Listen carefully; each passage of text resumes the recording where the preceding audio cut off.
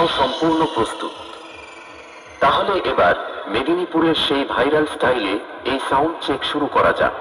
আশা করি মেদিনীপুর স্টাইলের এই সাউন্ড চেক আপনাদের হৃদয়কে স্পর্শ করবে।